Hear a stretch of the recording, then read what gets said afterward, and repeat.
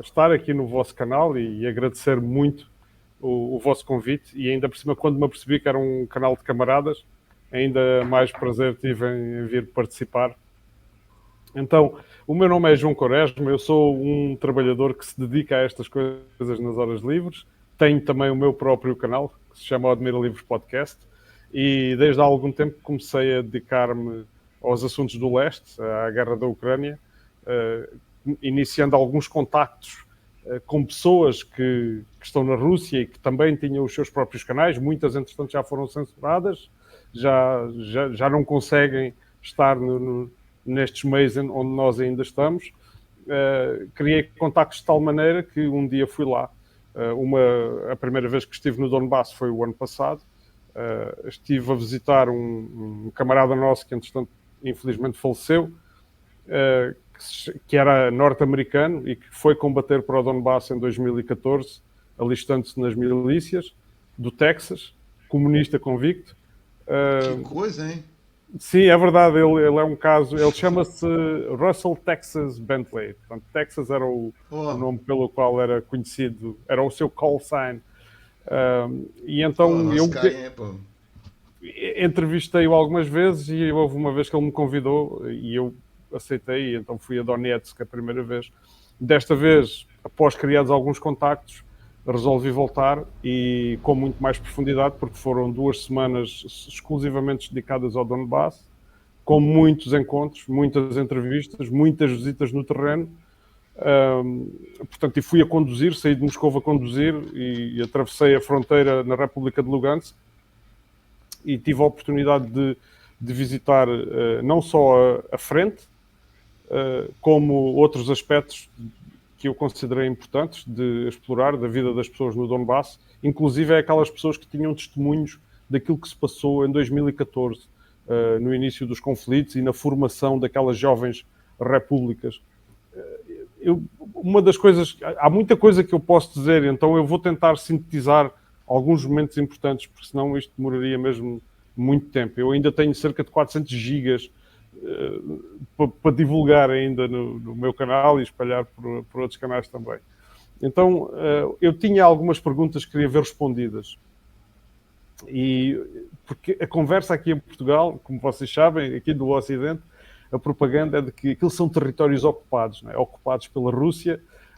As pessoas são oprimidas naturalmente, não têm não podem expressar a sua opinião. Esta era uma das dúvidas que eu tinha, que queria esclarecer, porque eu não tinha essa opinião, mas perante toda a gente, um coro de pessoas aqui em Portugal que pensavam que isso era assim, eu pensei, eu pego em mim e vou lá ver. E falei com professores, falei com gente do terreno, voluntários, falei com pessoas que resistiram aos combates e recusaram-se a evacuar à espera do exército russo. E estou-me a lembrar de um caso concreto em Avdiivka, visitei Avdiivka e conheci estas pessoas que lá estavam em casas semi-destruídas, que me contaram coisas incríveis, inimagináveis. Posso dar apenas aqui um exemplo. Houve uma altura que houve uma evacuação forçada, quando os ucranianos começaram a sentir que a fortaleza de Avdiivka estava prestes a tombar, e estas pessoas recusaram-se a sair.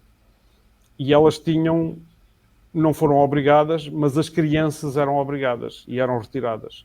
E elas tinham uma menor com elas e recusaram-se. Isto foi contado a mim na primeira pessoa. E recusaram-se, não queriam, tinham medo de depois nunca mais verem a criança. Era uma criança já não muito nova, já tinha 13 anos, mas enfim, uma menor ainda. E escondiam-na na cave, nem deixavam os vizinhos saber que ela lá estava, porque às vezes podia haver alguma... Nós em Portugal chamamos os chibos, aquelas pessoas que são os informantes do regime. E então, pronto, e essa história impressionou-me particularmente, e a forma, eu perguntei-lhes, mas como é que vocês sobreviveram aqui durante os combates, como é que se alimentavam, como é que comiam, bebiam? Claro que passaram muitas necessidades, mas aquilo é gente com um espírito sempre muito positivo. Contaram também com algum trabalho voluntário, com alguns corredores humanitários que se abriram. Mas foi uma história que, sem dúvida, até é pena eu estar a contá-la e não a conseguir ilustrar com imagens. Estive também a Mariupol para ver, de facto, se os russos estavam ou não a reconstruir a cidade de Mariupol. Porque por cá havia muitas versões que diziam isso é fachada, eles só filmam 2 ou 3 prédios, 2 ou 3 edifícios que estão em bom estado, e o resto ainda está tudo destruído. O que a gente ouve aqui no Brasil, exatamente, perfeito. É verdade. E então eu fui de carro, entrei em Mariupol, conduzi por muitas ruas de Mariupol, e a única parte que vi ainda completamente intacta desde os combates de 2022 foi o complexo industrial da Azovstal. No entanto, e porquê? Porque ainda decorrem os trabalhos de desminagem e de levantamento de outros explosivos que ainda estão ativos. Os combates de tal forma lá foram tão intensos que é muito perigoso. Aliás, nem sequer se pode visitar a Azovstal. A única visita possível é com alguém que saiba os trilhos seguros para caminhar dentro do complexo industrial. No entanto, soube depois que já existem projetos para demolir grande parte daquele complexo para construir zonas residenciais.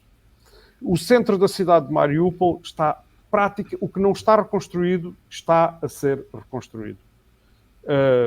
Eu tive alguma dificuldade no início, porque entrei de noite, então não tinha bem a percepção, mas pelo menos as estradas eram impecáveis, eram todas novas. E depois, durante o dia, consegui-me perceber que tivemos dificuldade em encontrar o rastro de destruição de 2022. E houve até um episódio engraçado, em que a rapariga que estava comigo, que esteve sempre comigo para fazer tradução, disse, eu conheço ali uns prédios que se calhar ainda estão totalmente destruídos, vamos lá ver se os encontramos. E chegámos lá e eles já estavam a ser reconstruídos. Portanto, mesmo eu esforcei-me para encontrar a destruição e aquilo que encontrei ainda destruído já estava a ser reconstruído. E isto é tão simples quanto isto. Não tem qualquer... É muito fácil ver. Não há lá nada escondido. A cidade é enorme, aliás, o que é impressionante, a quantidade de construção que se está lá a fazer, a quantidade de investimento. E depois, pernoitei lá cerca de 2 noites, uma delas em casa de um local, que nos contou aquilo que passou, que esteve lá durante os combates, e como a convivência das pessoas ali...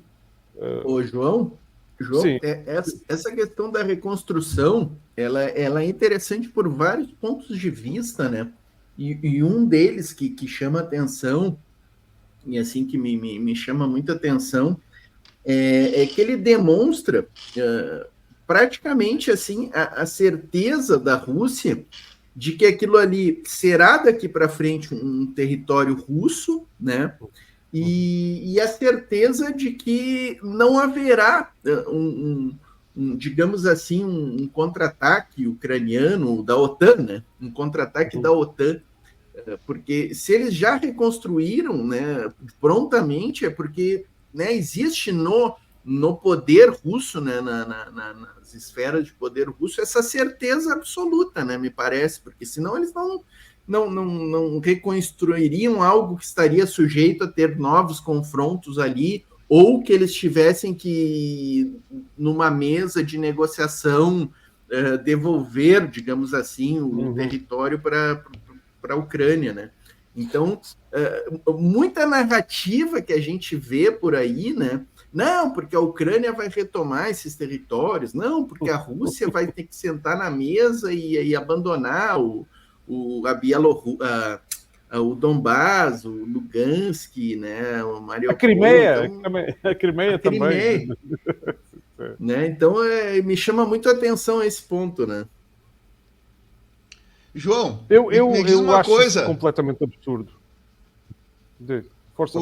João, tu falou de Mariupol, mas Mariupol ficou tão destruída quanto Bakhmut ou Avdiivka. Ela também parece, pelas imagens, assim, ficou bastante destruída, né? Como é?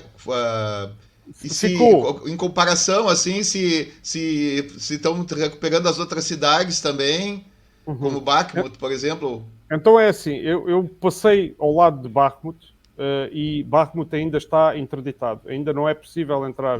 Pois é. Bakhmut, que aliás se chama Artyomovsk, como vocês devem saber. Ah, é? É o nome Não russo. sabia. Sim, Bakhmut era o nome. Lá eles estão ucraniano. falando. E agora lá no Donbass eles estão falando russo ou eles continuam falando. Não, eles nunca falaram ucraniano no Donbass.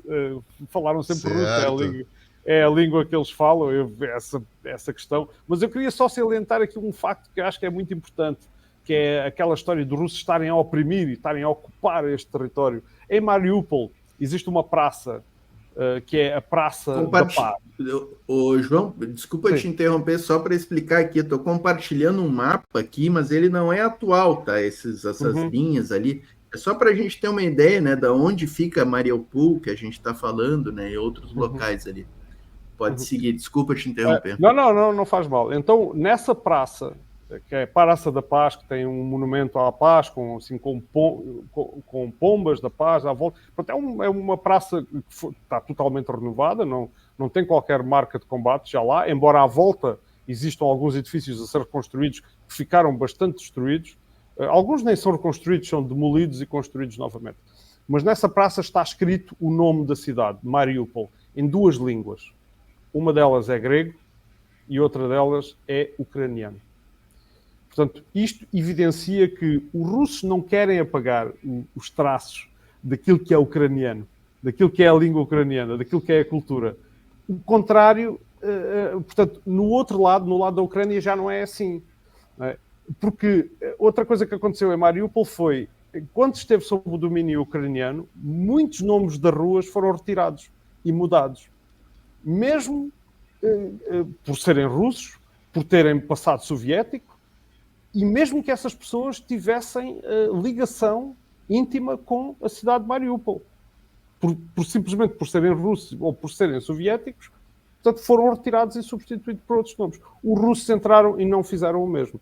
Portanto, aqui eu penso que a maior parte do público acha isto estranho, mas esta é a verdade.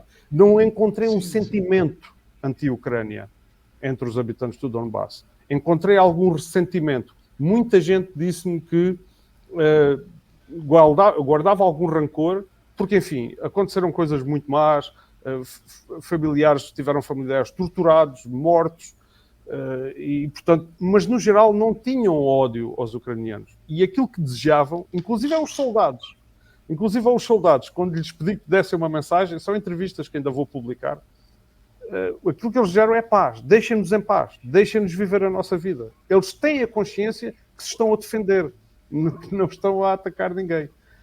E a última coisa... Sim, força. Sim. Desculpa, conclui. A última coisa que eles querem, e que é absurdo pensar, é que o regime de Kiev volte a ter controle sobre o Donbass. Eu tenho a certeza que isto causaria uma tragédia humanitária de tal forma, e nenhuma daquelas pessoas deseja isso. A vida está a prosperar para os habitantes do Donbass. Existem estradas novas a serem construídas em toda a parte. Há bocado fizeram uma pergunta da comparação da destruição. Então é assim, Avdiivka continua totalmente destruída. Avdiivka foi conquistada há alguns meses e ainda está relativamente perto das zonas de combate. Outra cidade que já foi conquistada há algum tempo, onde eu tive, e que foi uma conquista muito importante dos russos em 2022, na República de Lugansk, foi a cidade de Lysychansk. Esta também ainda se encontra relativamente perto. Eu visitei o comando militar desta cidade, tive a oportunidade de falar com o comandante e do escritório, enfim, do sítio onde estávamos a conversar, ainda ouve-se as explosões e os disparos ao longe. Em Avdiivka também ainda se ouve. E, portanto, essas zonas que estão, de facto, muito perto da frente não estão a ser reconstruídas ainda. No entanto, nota-se melhorias, e isto, conversando com os habitantes, pudemos constatar, nota-se melhorias no abastecimento de água, que foi um grande problema sempre, e na construção de estradas, dos acessos.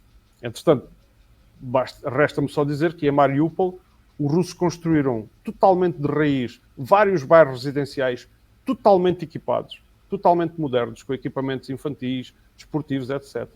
Um gigante centro hospitalar e vários centros escolares. João, tu falou dos combatentes. Eu ouvi um coronel brasileiro que fala russo. Ele falou uma coisa, ele chamou de limpeza étnica, mas não seria étnico porque, é assim, ó, ele diz que a média de idade de um combatente ucraniano é 43 anos. E que normalmente a idade mínima para mandar um combatente é 27 anos. Tipo assim, se alguém. Eu não sei assim, se as pessoas têm noção assim, mas, pô, tem pessoas de mais de 50 anos combatendo, cara. Isso aí é um negócio assim, absurdo. É como mandar a pessoa pra morrer, né, cara? Porque o combatente ele tem que ser jovem, ele tem que ser forte, né? Porque ele vai pegar, vai ficar vai ficar com as meias molhadas. Imagina um velho, uma pessoa de 50 anos, eu fico com as meias molhadas 2 horas, eu morro, né, cara?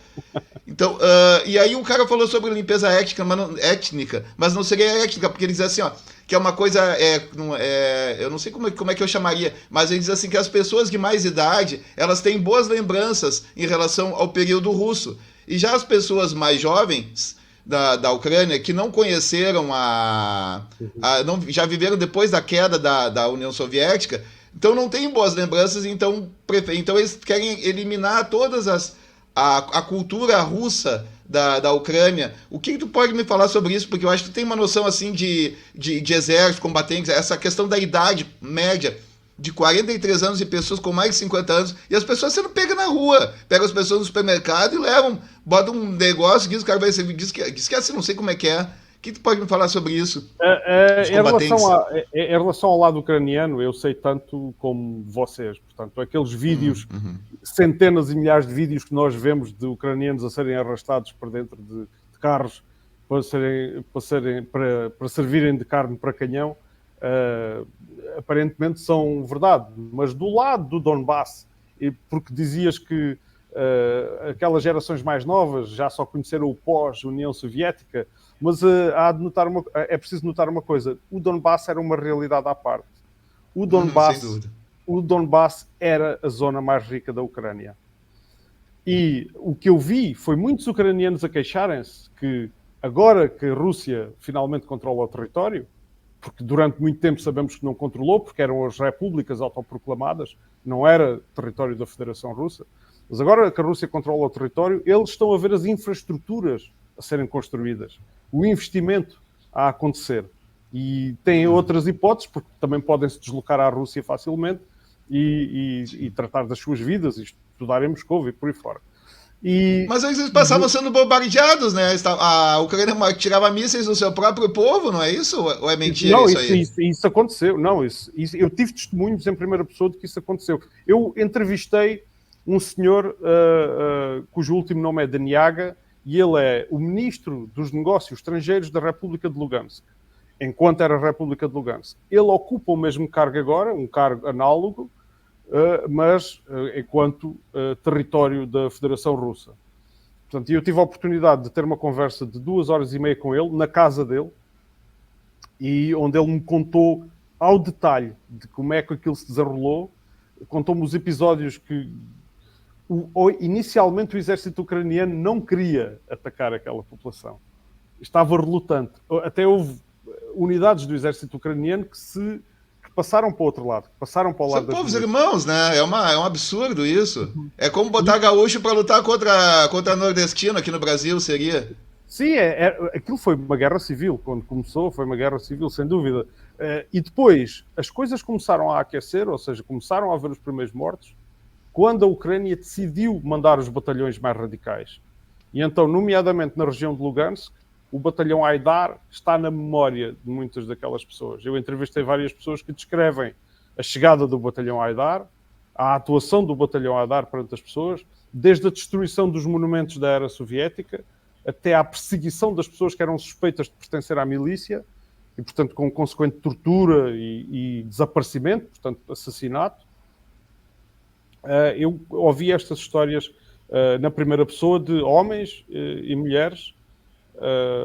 E relativamente à questão de estas pessoas que já viveram, os mais jovens, portanto, voltando aos mais jovens, eu entrevistei soldados na linha da frente, não foi a primeira linha da frente, porque essa foi uma linha onde se podia falar mais tranquilamente, portanto, aquilo era a segunda ou terceira linha da frente. a linha de defesa.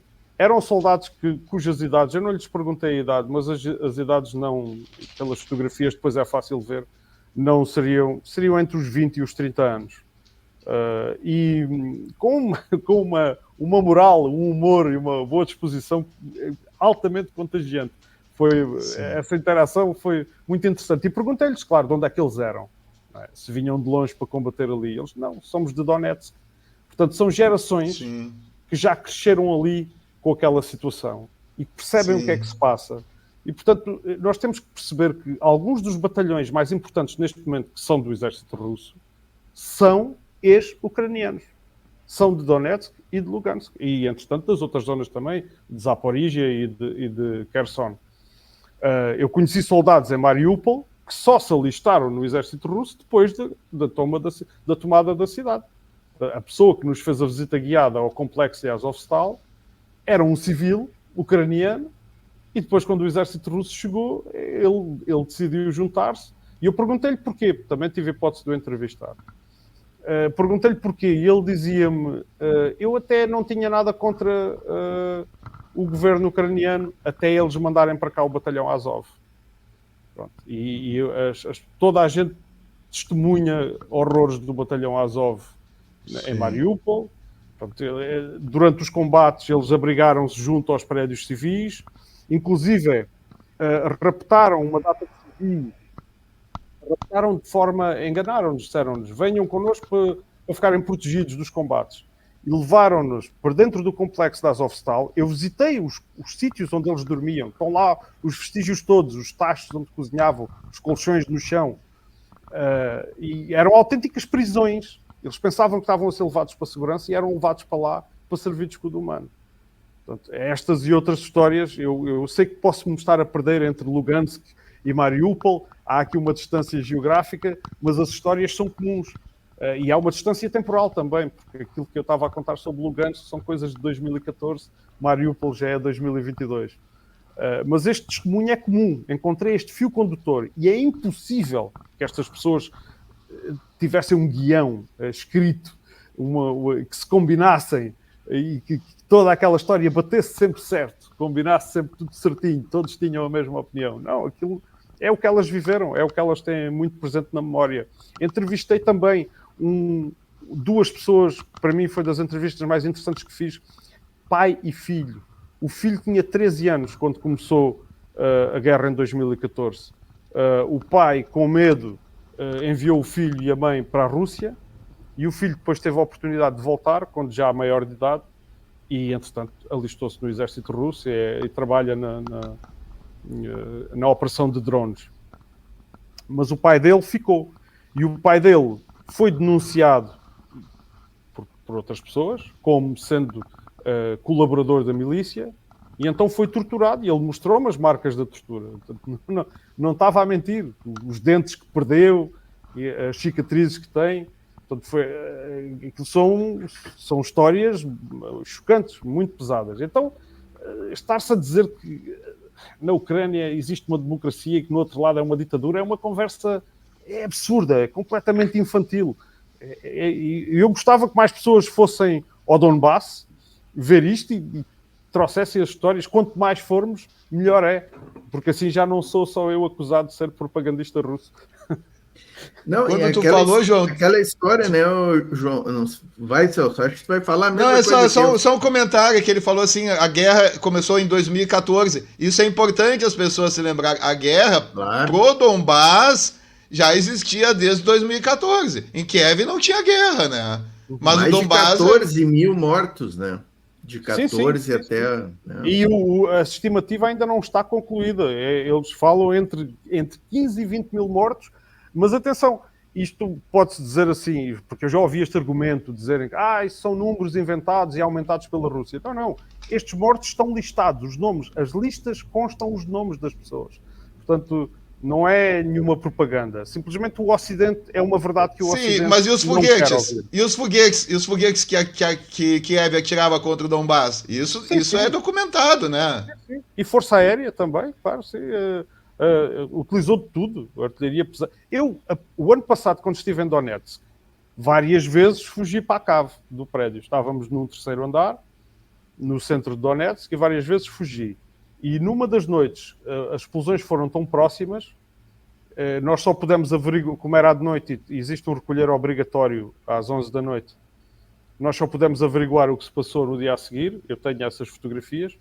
E então o que é que aconteceu? Foram 2 mísseis HIMARS, 2 foguetes HIMARS, que atingiram o edifício do Ministério do Trabalho da cidade de Donetsk, mataram instantaneamente cerca de 8 pessoas e feriram mais 20, depois algumas vieram a morrer já no hospital. E eu fui visitar o sítio para ver se existiam alvos militares ali ao perto, se existia algum vestígio. Fui normal, pela rua, fiz até uma reportagem uma pequena reportagem com o meu telefone, com o edifício destruído por trás. Na altura ainda estava com o meu amigo Russell Texas Bentley, e verificámos que não havia. E, portanto, a cidade e continua a ser atacada. Agora aconteceu quando estive lá também. Todos os dias é atacada o centro civil de Donetsk. E viver em Donetsk é ter um bilhete de lotaria. Mas é uma lotaria onde não se ganha um prémio em dinheiro. Mas as pessoas em Donetsk não têm medo. Isso é o mais incrível. É que as pessoas lá não vivem com medo. Elas fazem a vida normal. Elas vão trabalhar de manhã. Elas saem, vão ao restaurante, convivem, vestem-se bem. E é incrível essa atitude da parte delas, é incrível. Enquanto se ouve aquelas explosões sempre ao longo, pessoas que circulam na rua com a maior das normas da cidade, para mim, é um grande exemplo de postura e de resistência e de resiliência. Mantiveram a sua dignidade. Não, o que eu ia te perguntar, João, esse episódio dos HIMARS foi agora ou foi na tua primeira visita? Foi agora e na primeira visita. Portanto, na primeira visita houve Agora continua, sim. Agora, qual é a diferença? Eu cheguei a Donetsk de manhã, agora da última vez, e fui a um sítio onde tinha já estado o ano passado, porque tinha lá uma memória desse sítio e quis revisitar. E comecei a fazer um vídeo com o meu telefone, a dizer, estou aqui em Donetsk, novamente, e a dizer, as coisas aparentemente estão mais calmas do que o ano passado, e não demoraram 10 minutos até começaram a ouvir explosões. O que é que aconteceu? O ano passado, esses mísseis HIMARS que eu vi atingiram o alvo. Desta vez, e aquilo já se passou no final do dia, já estávamos cansados, estivemos o dia inteiro a andar pela frente. Estivemos na direção de Ugledar, que foi conquistada muito recentemente. Então, aí foi mesmo. Estivemos em primeira linha nesse dia. E quando regressámos à cidade, fomos a um restaurante e estávamos tranquilamente a comer na esplanada, quando só viu a primeira, a segunda e a terceira, as escassas centenas de metros. E então as pessoas começaram a fugir da esplanada para ir para dentro do restaurante. No dia a seguir, viemos a descobrir que não houve impacto. Ou seja, eram mísseis HIMARS, mas foram todos interceptados. E a maior parte das expulsões que se ouvem em Donetsk, durante a noite e durante o dia, são as antiaéreas, são o sistema de defesa antiaéreo a trabalhar. Tu sabe quais são? Se é o S-300? Sabe qual é o sistema que está sendo usado lá? Não sei qual é o sistema que está a ser usado para abater os mísseis HIMARS. E, portanto, nós somos familiarizados com os S-200 ainda da era soviética. Os S-300, creio que ainda também são da era soviética, mas já foram modernizados.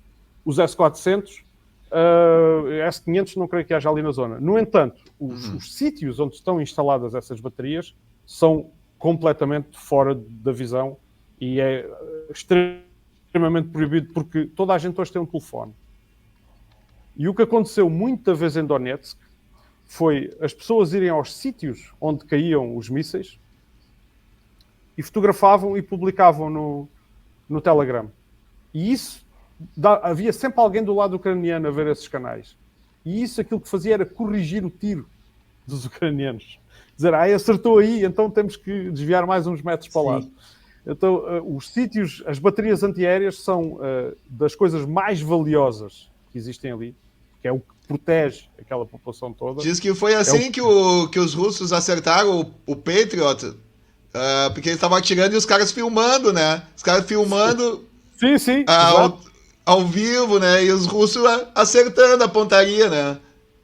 Claro, isso é... E em Donetsk, as pessoas que vivem lá entretanto aprenderam, claro, mas ao início esse era um erro muito comum. E tudo o que eu passei por muitos sítios onde estão estacionados unidades militares nos arredores, na zona de Petrovsk, e todos esses sítios sempre me disseram, aqui proibido filmar, tens que baixar o telefone. Não, pronto, qualquer posição estacionária das Forças Armadas não se pode nem filmar. Viu? Não é uma democracia. Não pode filmar, não é uma democracia. Claro, isso é uma assunção, quer dizer, é uma assunção infantil. Nós, se percebermos o contexto e a realidade da guerra, percebemos que isso tem mesmo que ser assim para a segurança de todos. Quer dizer, não há outra forma de fazer as coisas. Isso é... Sim. Imagina os Estados Unidos, eles vão deixar de ficar filmando os negócios lá, as bases militares deles, lá, ainda mais na época de guerra, né, cara? Claro que não. Ninguém deixa fazer isso, uma coisa dessas. Isso é absurdo. E nesse dia tínhamos visitado, como eu disse, a direção de Ugledar. Eu não posso ser mais concreto. Eu queria dizer a cidade, a vila onde estive, mas antes de começar a minha participação nas lives, conversei lá com algumas pessoas que me disseram, não digas, porque aquele sítio ainda não está 100% seguro, ainda pode sofrer um contra-ataque, então não queremos dar informações sobre o sítio. Posso apenas dizer que foi uma das direções de ataque a Ugledar, que teve sucesso, e então levaram-nos até lá. Bem, a partir de determinado momento é terra de ninguém, ou seja, nenhum civil é permitido circular ali. Começa-se a ver todo o tipo de destroços já à beira da estrada. Se tivermos que sair do carro para fazer as nossas necessidades, urinar, etc., dizem-nos sempre, faz junto ao carro, nunca des um passo sequer para fora da estrada, porque pode estar minado. E quando chegámos ao sítio, estavam, sem exagero nenhum, umas 7 viaturas, algumas de fabrico alemão, fabrico americano e fabrico inglês, completamente destruídas, e disseram-nos, têm 30 minutos para filmar e fotografar, e apenas podem filmar e fotografar neste plano, ou seja, para não evidenciar uma parte do horizonte, para não ser geolocalizável aquele sítio. E foi impressionante, porque eu vi muitas viaturas destruídas, mas aquelas ainda tinham o cheiro a queimado, o cheiro a borracha queimada. Portanto, era muito recente aquela destruição. E aquelas viaturas foram todas pagas com o dinheiro dos nossos impostos. Isso é que é o importante de realçar ali. Eu calei-me, façam-me perguntas, orientem, eu tenho muito para dizer, mas se com as vossas perguntas, se calhar é mais fácil para me orientar. Não, a minha dúvida era, tu até respondeu em parte, que era como é que está o funcionamento da vida cotidiana, né, do pessoal, especialmente no Donbás ali, né, e até me surpreende um pouco essa informação de que continuam caindo mísseis e bombardeios em Donetsk, né? Todos os dias. Porque é incrível isso, né? Porque o Donbás ele já está praticamente todo conquistado, quase, né? Mas é que cada vez eles mandam mísseis de mais longo alcance, né? Fizeram os HIMARS, depois foi aquele, eu acho que o Storm Shadow, né? Agora estão pedindo um outro que vai até 300 quilômetros, que eu esqueci o nome. Há uma grande diferença. Que aí tu vê nitidamente que não é assim, porque que a Ucrânia tem alguma expectativa de recuperar território, é só para incomodar a população civil mesmo, né? Exatamente, é para aterrorizar. E isto é a única razão que eu encontro, porque a última coisa que as pessoas de Donetsk querem é ver o regresso do regime de Kiev àquela cidade. Agora, eu gostava de dizer só um aspecto sobre a segurança e sobre essa situação de continuar a bombardear Donetsk. Há uma diferença grande, porém, que torna Donetsk mais seguro agora do que era antes. É porque agora só mesmo os HIMARS e esses mísseis com mais algum alcance chegam lá. E antes a artilharia chegava lá. Portanto, e a artilharia não é interceptável. Um obus de artilharia não é? Um os tiro de obuses, artilharia os obuses. não é interceptável. E esse fogo era feito de zonas à volta de Donetsk, muito perto, como Avdiivka, por exemplo. Era um sítio onde os ucranianos colocavam artilharia para bombardear a cidade diretamente. Sim. Pronto. Estes mísseis de mais alcance, já existe uma probabilidade muito grande deles serem interceptados. Depois ainda há outro problema, que é os drones. E também são bem mais caros, né? Dá mais prejuízo para eles, né? Porque ficar de artilharia é bem mais barato ali, de pertinho, né? Sem dúvida. Mas há outra questão, e que aí já não sai muito caro, que são os drones. Os drones continuam a assediar, a fazer estragos, num dos bairros de Donetsk, que é o bairro de Petrovsky. O bairro de Petrovsky, se vocês virem no mapa, foi um bairro que esteve sempre encostado à linha da frente, agora finalmente começa a pouco e pouco a ficar mais calmo, desde a conquista de Marinka, que fica logo ao lado, a leste do bairro de Petrovsky, que a incidência dos drones, a frequência dos drones começou a ser menor, mas ainda acontece. E grande parte dos alvos dos drones são carros civis. Claro que eles alegam sempre que são civis, mas estão militares lá dentro dos carros. Claro que isso. Mas moram pessoas nesses bairros. Esta é que é a questão. O meu amigo Russell tem uma casa, porque ele já morreu, mas ele tem uma casa em Petrovsky. E na primeira vez que eu estive com ele, fomos várias vezes a Petrovsky. E cada vez que lá íamos, a esposa dele, que é cristã ortodoxa, aliás, como a maioria daquelas pessoas, são cristãos ortodoxos, rezava sempre por nós e eu percebi-me do perigo quando ela me disse a primeira vez, quando estava a calçar as botas, dizer, deixa-me o contacto da tua família. E aquilo atingiu-me assim, porque havia sempre uma comemoração quando se ia a Petrovsky e se voltava vivo. Infelizmente, o Russell morreu numa das idas a Petrovsky. Agora há cerca de 5 meses. Foi uma situação da qual eu nem tenho muito interesse em falar, porque foi meu amigo, eu já prestei minhas condolências à viúva, estive com ela em Donetsk agora esta vez, porque foi uma situação muito infeliz e foi um caso de justiça e que está na justiça. Sim, essa. Agora, o cotidiano, se formos falar em Lysychansk, se formos falar em Avdiivka e outras zonas ali muito perto, ainda é muito difícil para as pessoas. Por exemplo, em Lysychansk as pessoas têm água 1 ou 2 dias por semana. Então, uma senhora... Eu aproveitei a viagem, nós estávamos com um Jeep, um Land Rover Defender, e aproveitámos a viagem para levar ajuda humanitária, porque o Jeep tem espaço, nós vínhamos de Moscovo, e então fomos lá entregar roupas e brinquedos para crianças. E a senhora que nos recebeu, espontaneamente, deu-nos uma entrevista sem a coisa estar combinada, porque eu percebi-me que ela começou a contar a realidade dela e eu puxei do telefone e comecei a filmar e, entretanto, pronto. Isso tudo será publicado e contou-nos das dificuldades que ainda passam, mas ela faz parte daquelas pessoas que fizeram questão de esperar pelos russos. É um canal do YouTube que tu tem, né? Sim, chama-se... É o nome que está por baixo do meu nome, é Odmira Livre Podcast. Ah, tá. Odmira, que é uma cidade, né? É vila, é onde eu vivo, é a capital da região onde eu vivo.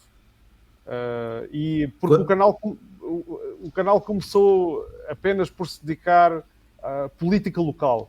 Eu sou eleito pelo Partido Comunista no município local. Somos força da oposição, mas somos a segunda força. E então eu criei este canal porque todos os outros canais estavam dominados pelo poder. Mas depois, rapidamente, comecei a ter interesse nas questões de geopolítica e agora é onde tenho passado a maior parte do meu tempo. Ô, João, quantos quilômetros de Lisboa? Cerca de 200, entre 200 e 220. Norte ou sul? Sul, na costa, relativamente, portanto, no sudoeste português. Odmira, como está escrito ali no... Deixa eu aproveitar. Sim, força. Não, vai. Então, um dos aspectos, e isto foi ainda antes de chegar ao Donbass, que eu estava na Rússia, estávamos a caminho por uma estrada que é a M4, uma autoestrada, que vai ter à cidade de Voronezh, que é uma bonita cidade. Não vou falar sobre ela, mas ao pé Deixa eu só te perguntar, Sim. João. Para chegar no Donbass, tu foste para a Rússia e de lá Sim. tu foste por via terrestre até o Donbass. Chega onde Sim. na Rússia? Qual é a cidade? Então, aquilo que eu fiz foi, eu apanhei o voo de Lisboa para Istambul, na Turquia, e depois de Istambul para Moscovo. E Moscou. depois de Moscovo saí de carro a dirigir, como se diz no Brasil, e entrei na fronteira da República Popular de Lugansk.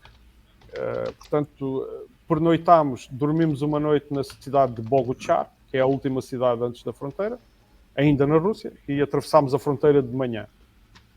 A travessia da fronteira também posso descrever, para quem pensa que pode ser assim uma coisa... Tem um grande controle. Toda a gente é escrutinada, porque nós sabemos que os recentes acontecimentos com ataques terroristas dentro do território da Rússia, a segurança tem que ser muito apertada. E existe um gabinete, portanto, já foi o meu segundo interrogatório pelo FSB. Eu, a primeira vez, estava assim um bocado apreensivo, não sabia como é que aquilo ia correr. FSB, para quem não sabe, é a KGB, né? Sim, é a ex-KGB da Rússia. Eu fui interrogado a primeira vez quando saí da cidade de Donetsk o ano passado. À entrada, não. Quando saí, sim. Mas a conversa terminou em o agente do KG, do FSB, desculpem, apertar-me a mão e dizer-me, não passarão. Foi um aperto de mão assim caloroso. E devolvi-me o passaporte e segui. Quer dizer, eu não tinha nada a esconder, não tinha... E a conversa não teve nenhum tom intimidatório. Foi uma conversa normalíssima. E agora, desta vez... Não foi num subsolo, num lugar escuro, assim? Nada. Todo mundo de cinza? Nada disso. Nada disso. Era uma atitude bastante profissional, com perguntas muito assertivas, mas nada com qualquer tipo de olhar intimidador, ou nada disso. Era um processo normal. Depois pediram-nos para esperar numa sala algum tempo e depois, passado algum tempo, vieram, devolveram-me o passaporte e foi quando ocorreu esse aperto de mão. Agora, a segunda vez que entrei foi um pouco diferente, porque eles sabiam que eu ia passar naquele posto fronteiriço. E aí foi engraçado, porque eu estava com a tradutora e ela teve que ir à casa de banho e nisto veio o pessoal do FSB e pediu-me para ir com eles. E então fui sozinho lá para a sala da entrevista, do interrogatório, e ela depois até se zangou comigo a dizer, então, mas não esperaste por mim? E disse, pronto. E eu, no meu fraco russo, falo muito pouco, um russo muito rudimentar, lá fui respondendo às perguntas, mas as perguntas depois rapidamente entraram numa brincadeira, porque eles começaram a perguntar qual eram os clubes de futebol que eu gostava em Portugal e coisas assim. e depois deram-me o passaporte e disseram, olha, o caminho de volta é por ali. Pronto. E foi assim uma coisa muito ligeira e muito amigável. Portanto, não teve qualquer... Entretanto, passam-se dezenas de controlos, postos de controlo na estrada do Exército, mas também nunca tivemos problema nenhum. O nosso carro estava devidamente assinalado com um Z na parte da frente e dos lados, e eu estava como imprensa e a tradutora também tinha o passe de ajuda humanitária, que, para quem não sabe, tem prioridade nas filas da passagem da fronteira. Aqui no Brasil, assim, a gente, no início da guerra, né? No início da operação especial da Rússia, né? A gente ouvia umas coisas assim, por exemplo, que a Rússia não tinha arma, que eles não tinham munição, que os caras lutavam com paz do século XIX, cara. Eu não devia dizer isto, mas eu tive a oportunidade, num ato de confraternização, com a tropa de Donetsk, tive a oportunidade de disparar a AK. Olha aí, são vídeos que para já ainda mantenho privados, não sei se ainda vou publicar alguns ou não, mas eu disse aquilo assim por alto, disse, tinha curiosidade. E pronto, e alguém, a mensagem foi percebida. Qual é o impacto? É forte o impacto? É barulhento? Como é que é? É leve? Levinho assim? Eu disparei quando tinha 20 anos de idade, portanto há 27 anos. Disparei no Exército Português, quando fiz serviço militar obrigatório, na altura ainda era obrigatório. E a arma era muito mais pesada e tinha um grande impacto. Era uma G3 de fabrico alemão, tinha um grande impacto. E então, eu quando agarrei nesta arma, preparei-me para esse impacto, mas rapidamente, ao fim de 2, 3 tiros, percebi que aquilo era uma arma muito mais sofisticada e muito mais estável. E então, por causa disso que estavas a dizer, os russos não têm armas e não têm munições e não têm essas coisas, descarreguei, portanto, vazei o primeiro carregador e devolvi a arma ao soldado. E ele diz-me, queres disparar outra vez? Em russo, еще раз? E eu, claro. Então pediu a arma ao camarada dele, que estava ainda carregada, e então disparei com a arma do camarada dele. Depois voltou-me a perguntar outra vez, e eu sim.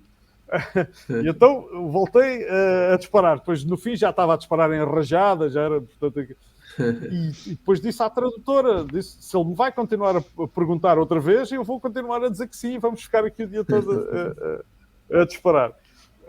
Pronto, foi uma cena engraçada e a vontade e a confiança que depositaram em mim e a energia que eles transmitiram não era de pessoas que enfrentam a morte todos os dias. Não tinham aquela agressividade, não. Eram bastante cordiais, bastante educados. E ao mesmo tempo via-se que eram muito, muito operacionais, muito competentes naquilo que faziam, a forma como eles manejavam as armas. O brabo deve estar ali no meio, né? Na bucha de canhão ali, que é os ucranianos, ali que eles devem estar sentindo, ali a coisa não deve estar tão tranquila, né, cara? Do lado deles, né? Isso que a Rússia até não tem, não faz nem perto do que o imperialismo faz, né? De destruir as redes de energia, ou... Bom, como os Estados Unidos já fez, que destruir até barragens, né, cara?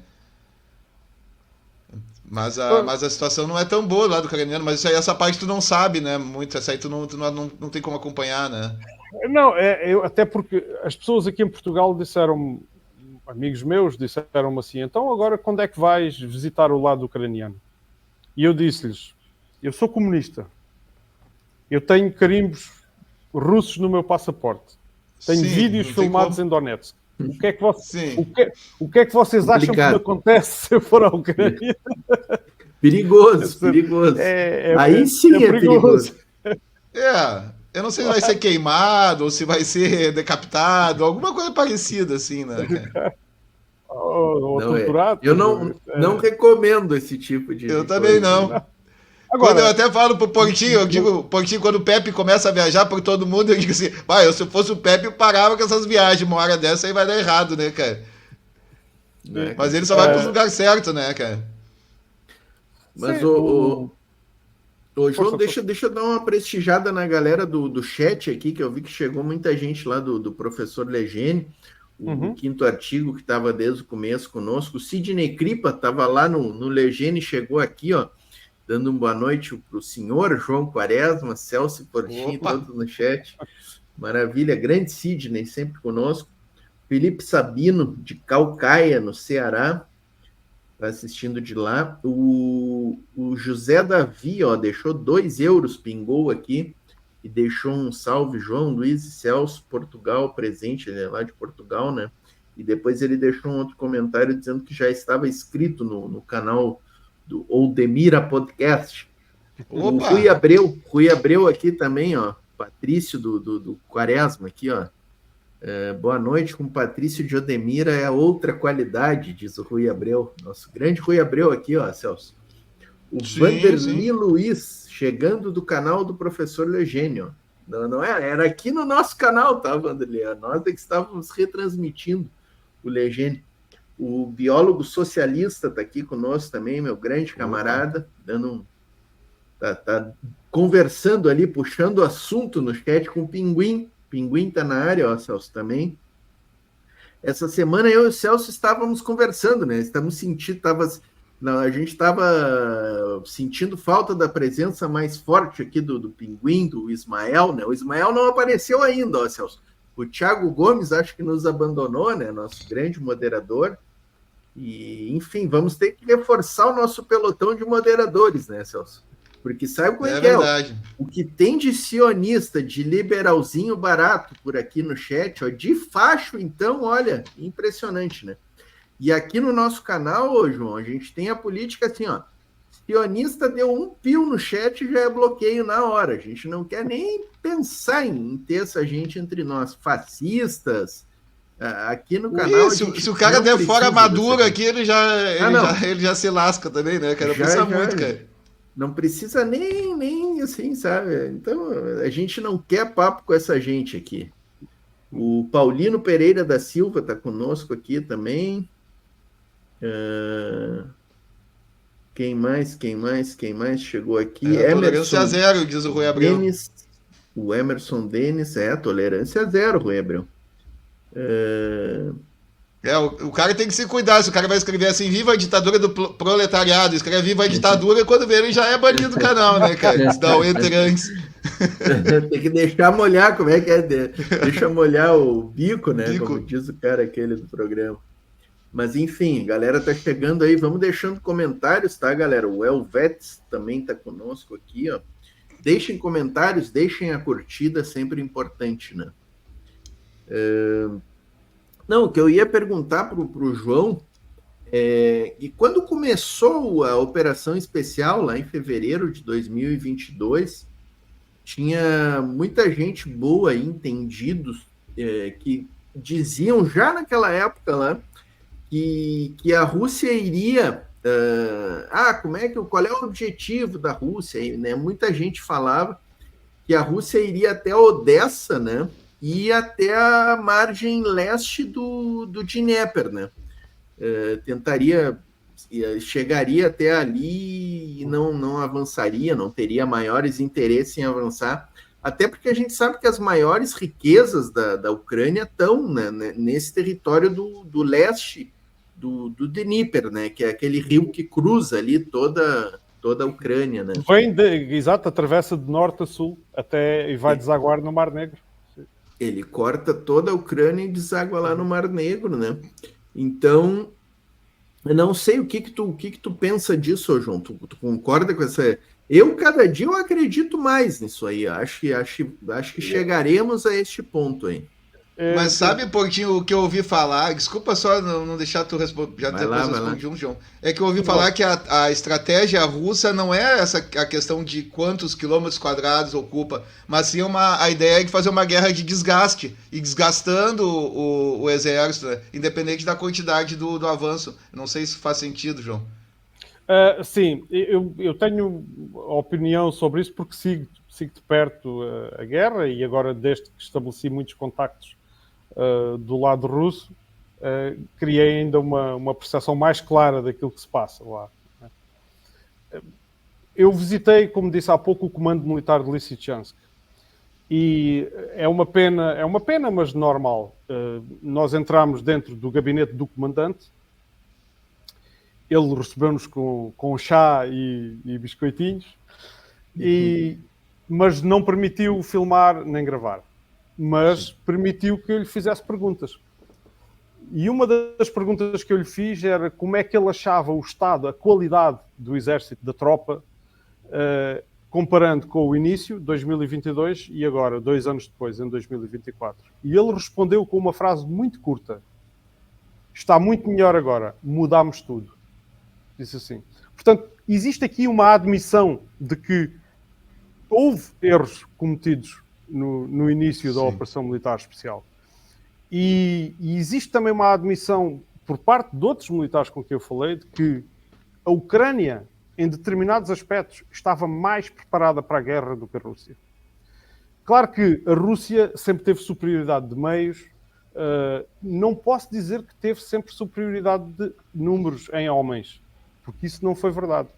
A Rússia invadiu o território com na altura, cerca de 200 mil, não chegava bem a 200 mil soldados, e a Ucrânia já tinha 400 mil homens em armas. Portanto, isto é um número muito disparo. Aquilo que aconteceu foi que os russos conseguiram fazer uma adaptação que os ucranianos não conseguiram. Eles caminharam em sentidos opostos. Enquanto os russos melhoraram a sua qualidade, identificaram os erros e corrigiram, os ucranianos, aproveitando a vantagem inicial, apenas foram insistindo na mesma tática e que o está a levar ao desastre. E, portanto, não é... Pode-se dizer, quem diz que não se pode falar mal do exército, ou não se pode dizer... Não, pode-se admitir, eles próprios admitem que cometeram erros, eles próprios admitem que tiveram baixas terríveis em determinadas batalhas que aconteceram e muito valiosas. Mas o que é certo é que eles deram a volta, eles corrigiram os seus erros. Por exemplo, lembro-vos disto, vocês lembram-se de certeza quando os drones ucranianos de fabrico turco eram uma dor de cabeça. Era uma dor de cabeça para os russos. Agora, os russos têm a supremacia total dos drones no campo de batalha. Inclusive a guerra eletrônica também, para derrubar os drones, né? Tem gente que acha que derruba com metralhadora. Não é com metralhadora que se derruba drone, né? É verdade. E eu vi tropas, inclusivamente, armadas com caçadeira. Não sei se é assim que se diz no Brasil. Caçadeira é, portanto, que dispara o cartucho como se fosse para ir à caça, que espalha assim muito o tiro. Pronto, eu vi tropas armadas com isso. Mas vi incontáveis, inúmeras viaturas com aparelhos, dispositivos eletrónicos, antenas e outros tipos de dispositivos em cima. Mas muitas mesmo. Isso é já uma prática comum a guerra eletrónica lá. Portanto, agora, quem for lá, eu ano passado notei algum pessimismo, mas este ano as coisas estão muito diferentes. E a Rússia, quer dizer, eu acredito nisso, agora voltando ao início da pergunta, eu acredito sim que a Rússia vai chegar à margem do Dnipro e que seja essa a fronteira plausível para estabelecer como acordo de paz. Se bem que tive muito essa discussão quase filosófica com várias pessoas lá nos cafés, já ali após umas vodkas e tal, sobre... Porque cada vez que fazíamos um brinde, um tchim-tchim, não é? Dizíamos em russo, Zapabieda, o que significa para a vitória, à vitória, brindar à vitória. E às vezes havia pessoas que perguntavam, mas o que é a vitória? Explica-me onde é que está a vitória? O que é a conquista total? São os Montes Cárpatos no ocidente da Ucrânia? Ou como é que é? Então esta discussão girava-se muitas vezes. Mas eu acredito que é como o Luís disse, que o Rio Dnipro é uma fronteira natural e creio que... No entanto, eu não acho que os problemas para a Rússia acabem enquanto o governo pró-ocidental com aqueles lives de extrema-direita, saudosistas do Bandera, enquanto esse governo estiver lá apoiado pelo Ocidente, a Rússia vai sempre correr perigo. João, uma vez eu ouvi falar que os russos fabricam armas para matar e que os americanos fabricam armas para mídia, né? Então, que não é para vender, só para... Então não...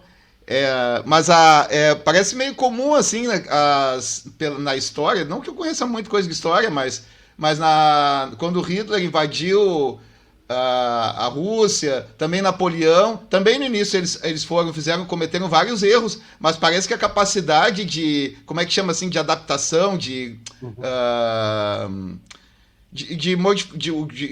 melhorar o exército russo, parece que é uma coisa bem comum entre eles, né? Essa coisa de não tentar onde dá errado, né? Eles parecem bem pragmáticos, né? Enquanto parece que o Ocidente, eles já são assim, não, Napoleão, eu vou porque eu vou, Hitler, eu vou porque eu vou, né? Os caras se botam uma coisa na cabeça, vão até matar todo mundo, até morrer, perder o exército todo, pelo jeito. E é importante notar aqui uma coisa, é que Na altura em que a Rússia teve aqueles, no fundo, teve que retroceder no campo de batalha, nós lembramos-nos bem da ofensiva de Kharkov e da retirada de Kherson, da cidade de Kherson. A propaganda era esmagadora contra a Rússia, quer dizer, o exército russo estava em retirada, estão perdidos, vão ser derrotados. E a Rússia manteve... É incrível como eles mantiveram a moral sempre alta e a cabeça sempre fria e conseguiram, em guerra, dar a volta àquela situação. E, no fundo, as decisões que eles fizeram na altura, de retirar de Kherson e de retirar da região de Kharkov, foram corretas do ponto de vista militar. Não valia a pena estar a insistir na defesa daquelas regiões à custa de muitas mortes. E os ucranianos vangloriavam-se cada vez que tinham uma pequena vitória. Era a vitória, no fundo, eles estavam a fazer a guerra para a televisão e para a internet. Não estavam a fazer a guerra com um sentido genuinamente militar. Mas coitado dos ucranianos, né? Viraram bucha de canhão, né? Não, e nesse ponto, né, João Quaresma, eu entendo que os ucranianos estivessem se vangloriando da retomada de Kherson, né? Mas o que eu não entendo é que a mídia brasileira se vangloriando disso. É um negócio surreal. Mas é o replay, né, Portinho? É a retransmissão é a mesma coisa. É Portugal, passa lá, vai passar aqui. A torcida da mídia brasileira, que aqui no canal a gente chama os periódicos aqui, canais de televisão brasileiros, a gente chama eles de assessoria de imprensa do Pentágono, né? Porque vem direto, o release vem pronto lá do Pentágono, e só muda ali uma palavra ou outra. Se tu for ver nos vários periódicos, a notícia ali é a mesma, né? Ou vem do Pentágono, vem da Reuters, né? Vem dessa France Press, né? Já vem enlatadinha ali a notícia. Mas o nosso amigo Jonathan Santos é que sabe, né, Portinho? Que depois vão chegar lá, vão fazer um acordo com a Rússia, que nem fizeram com o Vietnã, vão dizer que venceram a guerra e vão embora. Na mídia, e Hollywood vai ficar lá assim, a derrota russa, né? É verdade. Exatamente. Sim, e foi sempre assim que os Estados Unidos agiram. Nós podemos lembrar a crise dos mísseis de Cuba, em que no final contaram a história que fizeram a União Soviética recuar, mas a história não é verdadeira, não é? Porque eles não fizeram... Tanto que até hoje tem que fazer embargo, porque não conseguiram vencer a guerra, né? O Vietnã virou comunista, os americanos venceram, mas o Vietnã é comunista, como é que pode, né, cara? O Afeganistão, fugiram do Afeganistão, se ralaram no Iraque, até ali, né, esse negócio de Síria ali e tal, também não tem grandes... Não. Aí quem derrotou... Conseguiram matar muita gente, né? Mataram muita gente no Vietnã, destruíram a Líbia, né? Mas vencer a guerra não é matar gente, é conquistar um objetivo político, né? E vocês não conseguiram. Naquele episódio dos mísseis de Cuba, é célebre que os soviéticos de facto recuaram, por bom senso. Mas isso implicou que os americanos não colocassem mísseis na Turquia. Exatamente. Houve uma negociação. Portanto, não foi uma derrota soviética, foi uma negociação, mas a mídia americana pintou aquilo como se fosse uma vitória sobre a União Soviética. Mas os americanos não desistem, né? Aí queriam botar os mísseis na Ucrânia, né? Eles não desistem, cara. Não. Infelizmente, enquanto... Sim, desculpa. É muito interessante esse ponto que tu fala aí, né, dessa figura que tu fez aí do brinde, né, falando até a vitória, e o camarada perguntou para ti, mas o que é a vitória, né, numa guerra, o que é a vitória, né, e eu acho que realmente, né, eu acho que a vitória ali nessa questão toda é efetivamente se livrar desse cafajestinho aí do Zelensky, né. Eu acho que é o primeiro passo da vitória, se livrar dessa figura horrorosa, né? E ter um governo ali que realmente se importe, não com outras questões, mas que se importe com a Ucrânia, né? Com o povo ucraniano, né? Que é o que a OTAN e o Zelensky estão se lixando para o povo ucraniano. A vitória para a Ucrânia é fazer um acordo de paz, né, cara? Não tem outra opção.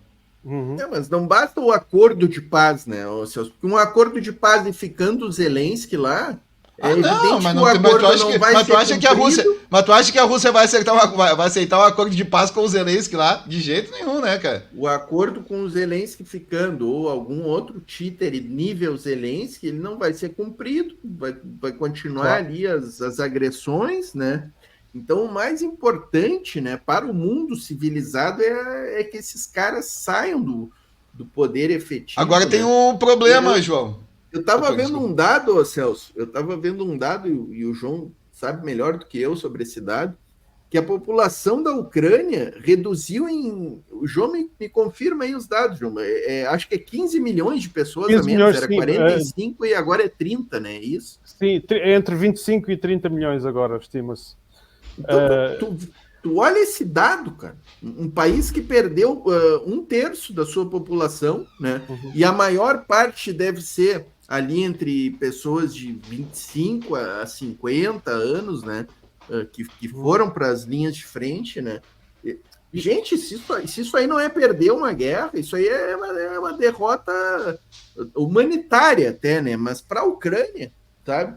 O que vai ser de um país desses, né? Perdendo o seu território mais rico, né? Perdendo um terço da sua população, que é a população de idade ativa e que efetivamente, né, consegue produzir as riquezas do país, digamos assim. A Ucrânia vai terminar isso aí completamente arrasada. E eu acho que é isso que os Estados Unidos querem, né? Assim como é isso que eles querem lá no Oriente Médio. Eles querem a ruína daqueles A povos. BlackRock vai comprar a Ucrânia. Claro, claro. Sim, a Ucrânia, quando se diz, eu acho engraçado muitas discussões dizerem os países que apoiam a Ucrânia. Não, não. Os países que apoiam a Ucrânia estão a condenar a Ucrânia. Exatamente. Não apoiam a Ucrânia coisa nenhuma. Isso é falso, é completamente falso. Na prática, eles estão a destruir, são eles que estão a destruir a Ucrânia. E depois ainda vão dizer que vão lá para construir e vão roubar todas as riquezas da Ucrânia, vão ficar com tudo para eles, vão botar as empresas deles. Como sempre acontece. E há aqui um aspecto que é quando as pessoas discutem os russos, mas a verdade, não nos esqueçamos que aqueles territórios do Donbass, a maior parte daquelas pessoas, quer dizer, algumas crianças já nasceram fora da Ucrânia, mas a maior parte daquelas pessoas eram ucranianos, não eram ucranianos, ou seja, tinham nacionalidade ucraniana. Portanto, quando se diz os russos estão lá e têm que se ir embora de lá, não, deixem os ex-ucranianos que estão lá decidir, que são as pessoas que moram lá.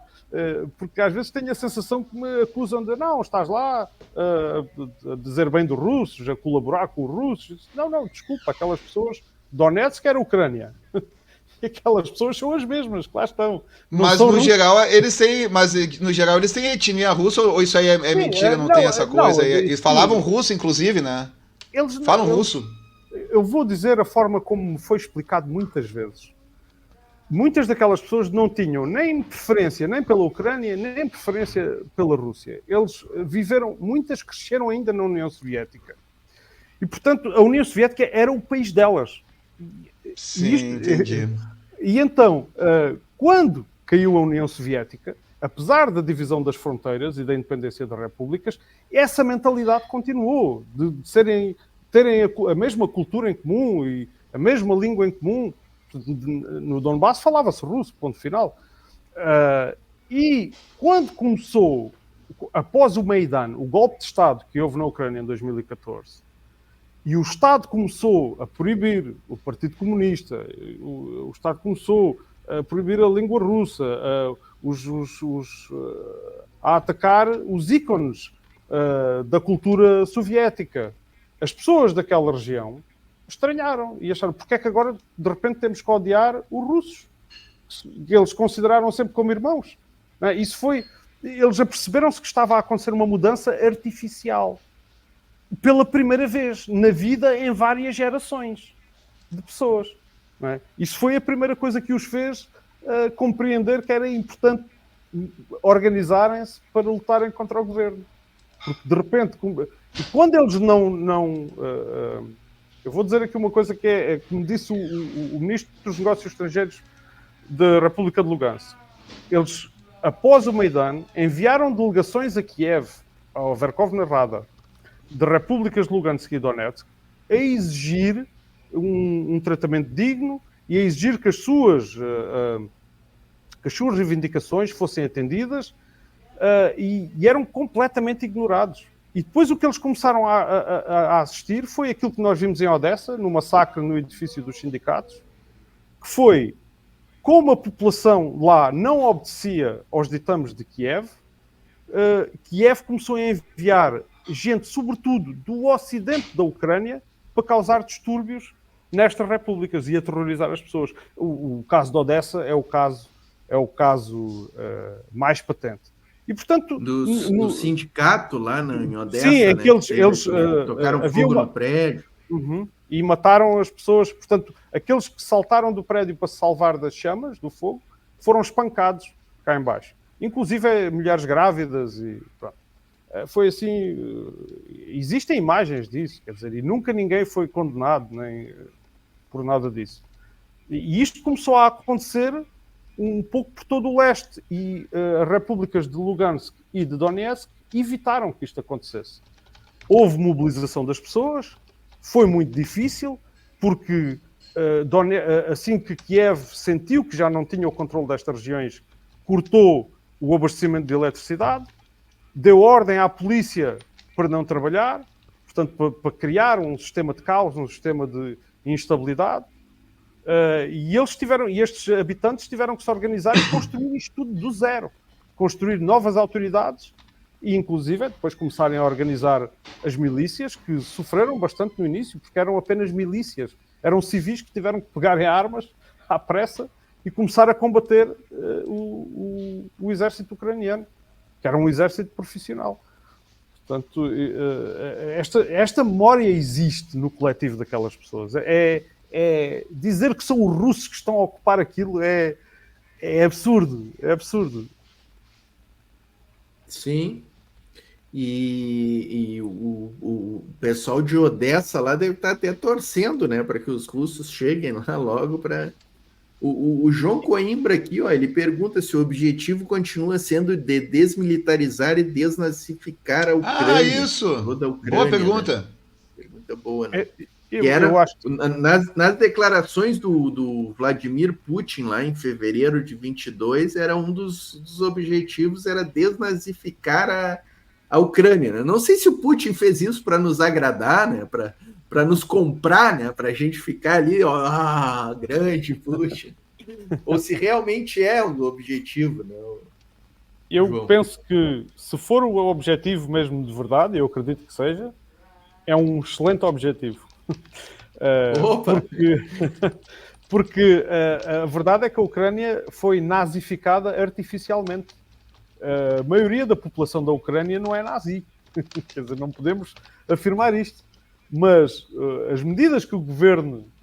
Já o governo do Viktor Yushchenko, pró-ocidental, em 2004, já ele tinha aprovado leis para fazer herói nacional de figuras que trabalharam com o Bandeira, com o Stepan Bandeira.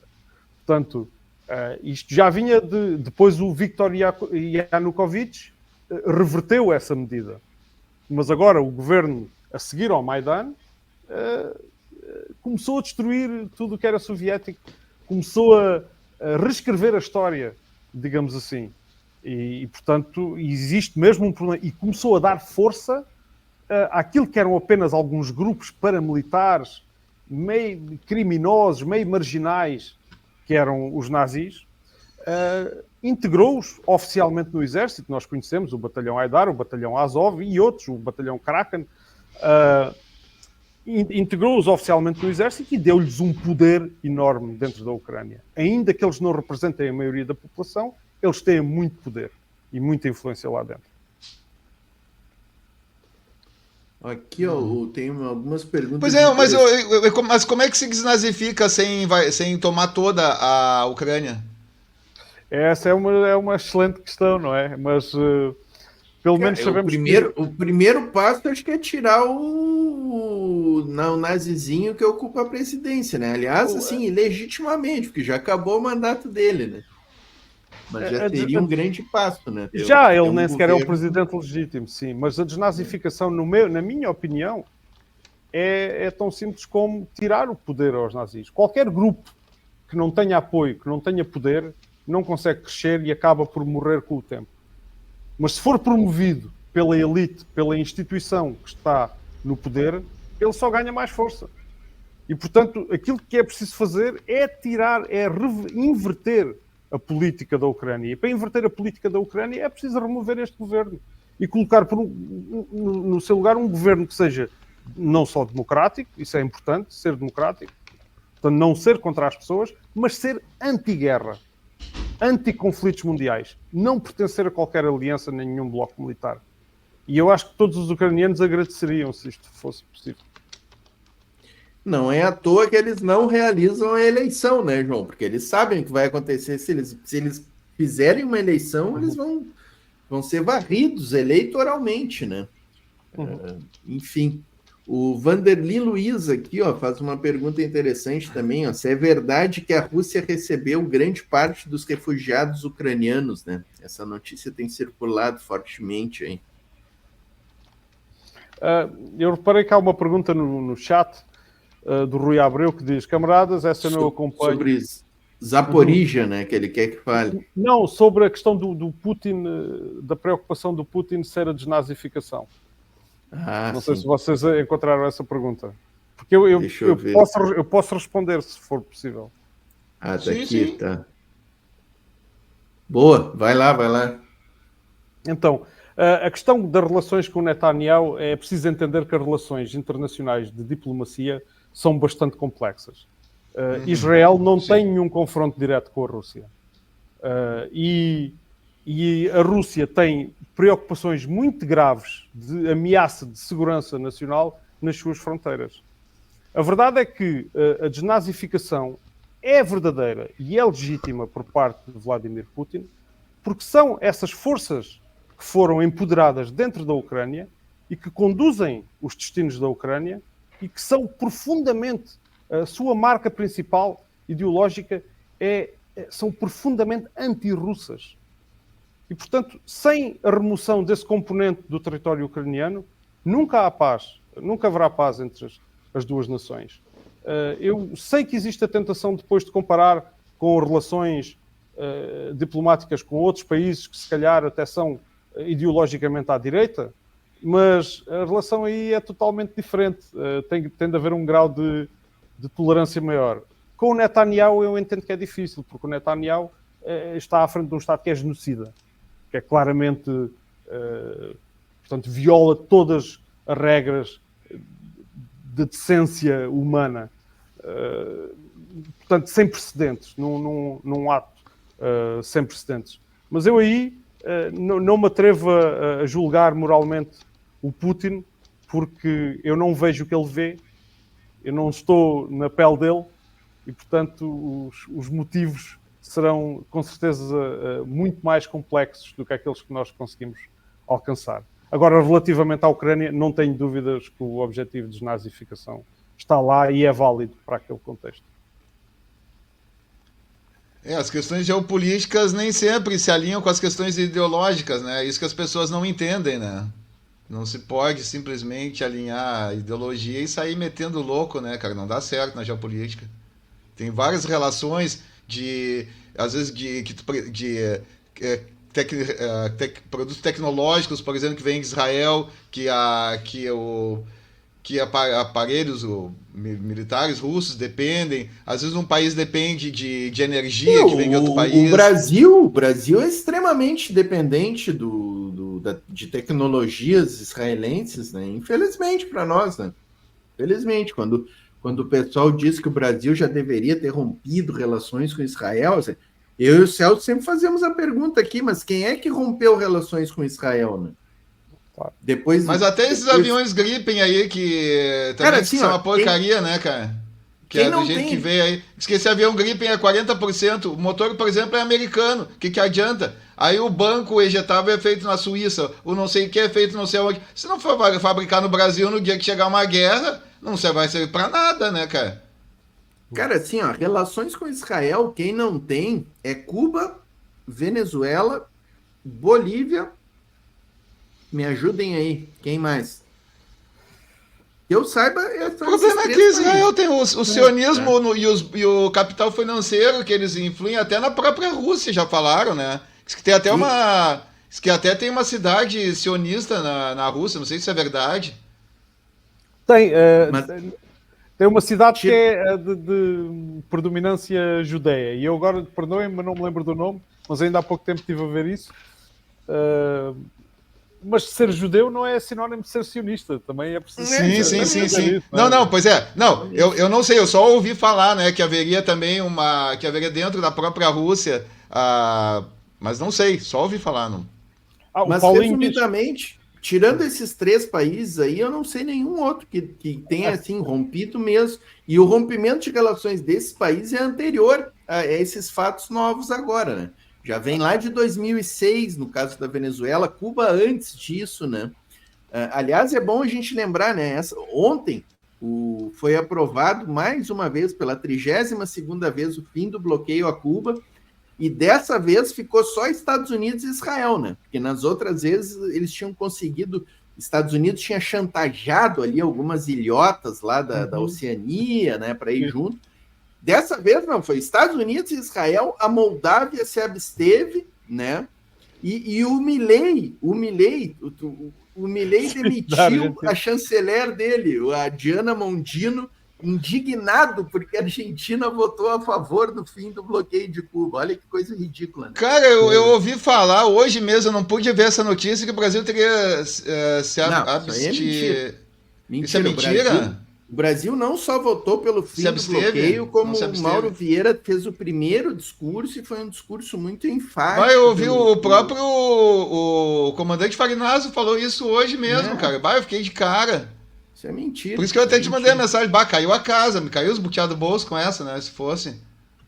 Mas enfim, né, e assim, boas relações com o Netanyahu, assim, que eu saiba, só os Estados Unidos têm, né? O cara vai lá, faz um discurso no Capitólio, é aplaudido pelos parlamentares, pelos presentes lá, né? Então é complicado, né? Já estamos recebendo aqui, ó, o camarada Jonathan Santos, diretamente do Vietnã, chegando aí para a gente seguir no programa aqui, saindo da Ucrânia, e vamos viajar até o Vietnã, né? Jonathan, bem-vindo aí. Obrigado, Luiz. Obrigado pelo convite, Celso. Né? Muito bom falar com o Celso também, rever nossos camaradas aí, o João Quaresma, que eu estou conhecendo hoje. Eu estava escutando o podcast antes de preparar o meu chimarrão aqui, né? Porque a gente é gaúcho, do lado do mundo, mas a gente não deixa de chimarrão junto, né? Eu ia perguntar se no Vietnã também tomava chimarrão, é só o que me faltava, né, tia? Não, mas todo dia, camarada. Aqui é tradição, né? Tradição do gaúcho, não tem como, né? Muito feliz de falar com vocês novamente. Como vocês sabem, eu acompanho vocês todos os dias, né? Porque é um dos únicos canais que eu consigo parar e trabalhar de manhã cedo aqui e escutar vocês. Então, é muito feliz de estar com vocês novamente aí. Que bom te ver com essa bandeira do Brasil atrás de ti. A gente tem até medo de botar isso aqui, porque vão pensar que a gente é bolsonarista, né, cara? Não, mas a gente já teve essa conversa antes, né, Celso? E a gente sabe que o nosso símbolo nacional foi cooptado, né, por um grupo de interesses aí que se diz nacionalista, mas muito pelo contrário, é um grupo entreguista, né? Mas interessante, eu estava até discutindo com o pessoal sobre o significado das cores da bandeira um tempo atrás, que é uma coisa um pouco mais complexa, né? Mas por enquanto é o que a gente tem. Então a gente vai carregando com orgulho. Não é a primeira vez que fazem isso. O Collor de Mello também usaram a bandeira brasileira também, aquele entreguismo do Collor de Mello absurdo, né, cara? É apoiado, inclusive, pela grande mídia, que depois mudou de ideia, não sei porquê.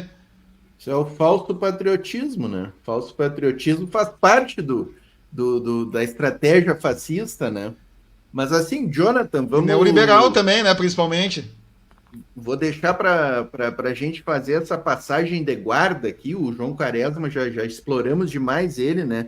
Já vou agradecendo o João pela disponibilidade. Não, mas tem que voltar de novo, cara. Voltar de novo para fazer umas perguntas, me planejar melhor, fazer as perguntas para ele. Faltou muita coisa aqui para o João falar conosco, né? Mas é bom a gente lembrar, Celso, que o João Quaresma está... Agora são 2h30 ou 3h30, João, aí em Portugal? Não, agora em Portugal são, deixa ver, é 1h30, 1h37, mas eu ainda tenho que dirigir para casa. Ainda estou a 30 km de casa. Ainda estou na empresa a fazer a live. Tranquilo. Então eu vou fazer assim, ó, vou fazer essa passagem de guarda aqui, eu vou aproveitar, o Jonathan faz aí uma pergunta para o João, ou um comentário aí sobre a questão da Ucrânia. Vou fazer essa passagem de guarda entre os convidados aqui, ó. Maravilha. Eu vou aproveitar para ir no banheiro e já volto. Vai lá. Maravilha. João, o que eu acho bem interessante, se você pudesse compartilhar com a gente, é a percepção dos nossos camaradas aí em Portugal, como que o pessoal vê o desenrolar do conflito, né? Porque a gente sabe que muitas das coisas que a gente escuta no dia a dia, se não é por um canal como Voz Trabalhadora, pelo canal dos nossos camaradas aí de Portugal, o Geopolítica, né? A gente não conhece a opinião dos nossos camaradas fora do mundo, porque a gente tem uma mídia mainstream dominada, né, pelo viés que eles querem colocar, né? Então, se você puder me falar um pouquinho, qual é a percepção dos nossos camaradas aí com o desenrolar dessa história agora, porque a gente sabe que a Ucrânia está perdendo relevância, né? Eles estão mudando o foco para Israel agora. Como é que está a situação por aí? A percepção... Bem, os nossos camaradas têm são talvez a melhor fonte de informação que se pode ter sobre esta guerra. E é como tu disseste, porque os média aqui em Portugal, e pelos vistos também no Brasil, como já foi aqui dito pelo Luís, são uma reprodução dos média ingleses e norte-americanos. É versão de língua portuguesa, com umas pequenas adaptações para agradar aos públicos de cada sítio. Mas eu tive a oportunidade de ser entrevistado num canal russo estatal que é o Zvezda. E eles dedicaram-me um bloco de cerca de 20 minutos. E lá também me fizeram essa pergunta. Qual é que era a percepção? Não dos camaradas, mas dos portugueses em geral. E existe uma grande divisão. Existe